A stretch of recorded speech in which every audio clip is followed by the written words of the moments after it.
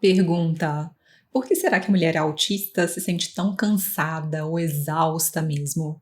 Vocês sempre me contam aqui nos comentários e nas consultas também que um dos maiores problemas de vocês é a exaustão física e mental. E de fato, os pesquisadores e terapeutas ao redor do globo também percebem que essa é uma queixa muito frequente das mulheres autistas e das mulheres altamente sensíveis. Elas estão o tempo inteiro esgotadas. E às vezes a mãe me diz que a filha fica cansada só de pensar em fazer alguma coisa diferente. O marido também me conta que a esposa está sempre cansada à noite, exausta, sem energia. Enfim, o esgotamento é algo real na vida das mulheres autistas e sensíveis. E por que isso acontece? Bem, o primeiro motivo é que parte desse cansaço vem exatamente pelo fato da pessoa ser sensível e ficar muito sobrecarregada com excesso de estímulos sensoriais, por exemplo. E a segunda razão é gastar muita energia racionalizando as situações simples e cotidianas que geralmente são facilmente administradas pelos neurotípicos. Mas acontece que o cérebro das meninas autistas é um pouco diferente. O Gain Study, um estudo longitudinal que vem sendo conduzido pelo Instituto Mind, na Califórnia, detectou que as meninas autistas tendem a interagir muito bem com as outras pessoas, mas quando os pesquisadores vão observar o que está acontecendo no cérebro delas, eles observam que o funcionamento do cérebro é um pouco diferente, né? Então, durante uma conversa, por exemplo, o cérebro da menina é ativado como se ela estivesse decifrando um enigma. Então a conversa não flui espontaneamente porque tudo tem que ser processado, analisado, integrado e racionalizado para que ela responda mais ou menos adequadamente. E então esse é um outro motivo para que a moça neurodivergente fique muito mais cansada após o trabalho, eventos sociais, por exemplo, mesmo eventos de família podem ser muito cansativos. E além dessas duas razões, né, orgânicas, o terceiro motivo, frequente também, é a necessidade de superar as expectativas sociais. Então, como as meninas tendem a ter a sensação de que elas não são boas o suficiente, é bem comum que elas exijam muito de si mesmas e que queiram superar as metas no trabalho, agradar os colegas e, como elas me dizem às vezes, né, a sensação é de que elas estão sempre devendo algo a alguém. E como as meninas autistas e sensíveis também tendem a ser perfeccionistas, aí para agradar os outros ou para superar as metas. Às vezes elas vão trabalhar a madrugada fora, né, se dedicar muito mais do que as outras pessoas. Isso acaba alterando o ciclo circadiano dela, bagunçando toda a fisiologia e quer dizer, para tentar disfarçar, né, o seu cansaço, elas vão usar estratégias que cansam ainda mais. Então, o quarto motivo para essa exaustão é o seguinte: em muitos casos, a mulher autista não tem uma ótima interocepção.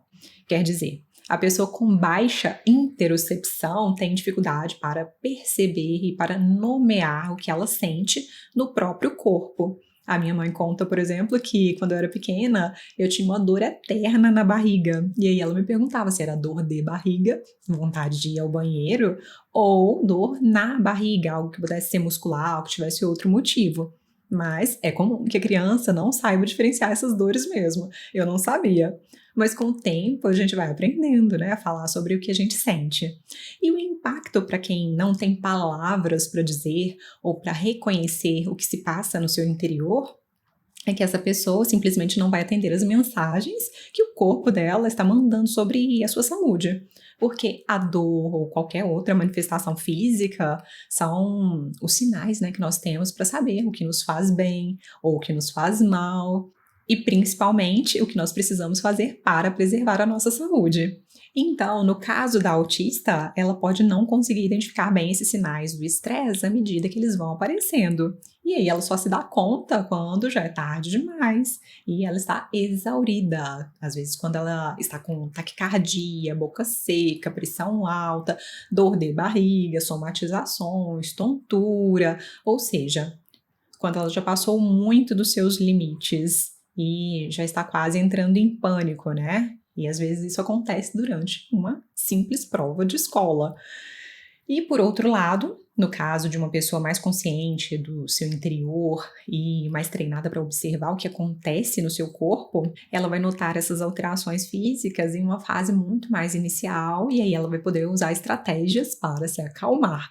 Por exemplo, tomando água, respirando, que é uma excelente estratégia, e fazendo sua prova da melhor maneira possível, tendo em mente que existem outras oportunidades para se aprender, para tirar nota boa, se por acaso nessa ocasião o conteúdo não estiver masterizado, né? Enfim, a menina autista, ela pode não conseguir reconhecer os seus limites e por isso o cansaço, né, vai se acumulando. E aí nós chegamos ao quinto problema, porque sem saber dos seus limites, a autista raramente vai conseguir expressar com assertividade quais são as suas necessidades e os seus desejos, principalmente se ela não estiver treinada para isso. E se ela não disser, realmente as pessoas não vão adivinhar, até porque cada um tem os seus próprios desafios, os seus próprios problemas da vida. E aí, com certeza, as pessoas vão gerar demandas que elas interpretam como normais, vendo a autista, né, camuflar os seus traços. Mas essas demandas podem ser excessivas para a autista, porque lembrando aqui, o diagnóstico de autismo já prevê algum grau de suporte. Então, por isso é tão importante ganhar habilidades em comunicação, para saber definir qual é o suporte necessário para você e, sobretudo, para saber solicitar o auxílio e as acomodações necessárias, tanto em casa quanto em outros ambientes, como na escola e no trabalho. E aqui nós temos uma polêmica, porque muitas pessoas neurotípicas e neurodivergentes também me perguntam se essa não é uma desculpa esfarrapada das pessoas sensíveis. E daí elas me dizem, né? Bom, o fulano é neurodivergente também, e ele se empenha, consegue trabalhar, estudar, manter as suas atividades de adulto, ou eu mesmo sou neurodivergente, consigo fazer tudo. Será que essas pessoas sensíveis não estão sendo muito frescas? E será que eu não estou validando a fragilidade delas? Bom, essas são questões que às vezes eu ouço ou que eu vejo em podcasts por aí, ainda mais depois da teoria do antifrágil, né, ter ficado tão famosinha, mas é claro que sempre vão existir pessoas, né, uma parte da população dando desculpas para evitar qualquer tipo de trabalho extra, é natural. Então, vai ter gente querendo mentir que está grávida só para entrar numa fila preferencial, ou que é mais velho do que parece, né, para estacionar numa vaga melhor. Mas o que eu digo, principalmente as minhas alunas, quando elas se sentem culpadas por serem sensíveis, é que só elas sabem de si. Então, o mais importante é saber que a sobrecarga e o esgotamento ao longo do dia não vem exatamente por causa da nossa sensibilidade. O esgotamento acontece porque, por um motivo ou por outro, nós não estamos respeitando os nossos limites. E aí, só eu vou conseguir saber dos meus limites, né? E só você vai conseguir saber também da sua verdade. Só a mulher autista vai conseguir reconhecer quais são os seus próprios limites e necessidades. Então, talvez as pessoas julguem mesmo, questionem mesmo. E a única coisa que nós podemos fazer é apresentar a elas, né, as nossas características mais peculiares e principalmente a quem está mais próximo de nós. E além disso, é importante se lembrar de que cada ser humano é único, cada ser humano tem as suas próprias particularidades e todos os cérebros são necessários. Nós não precisamos fazer tudo igualzinho ao outro. Então, para a média da população, a escola vai ser super tolerável, o trabalho no escritório vai ser ok, não vai ter reclamação, e o deslocamento também de ônibus não vai ser um grande incômodo, mas se você não estiver na média, as suas escolhas podem e devem ser diferentes, né? Você pode sim trabalhar meio expediente, trabalhar em casa, você pode escolher eventos mais calmos para participar e pode preferir ter um maior tempo de introspecção, sem culpa. Então, assim como a pessoa que trabalha na bolsa de valores, por exemplo, pode ficar entediada em uma vida mais pacata, mais minimalista, e por isso ela deve, claro, se respeitar, escolher atividades mais estimulantes para sua agenda, a pessoa sensível também deve respeitar o seu gosto e a sua constituição. E está tudo bem nos dois casos. E escolher atividades mais pacatas não significa ser fraca, significa ser inteligente. Então, como nós conversamos aqui em outro vídeo, eu vou deixar nos cards, você precisa saber administrar as suas colheres, você precisa saber administrar a sua energia.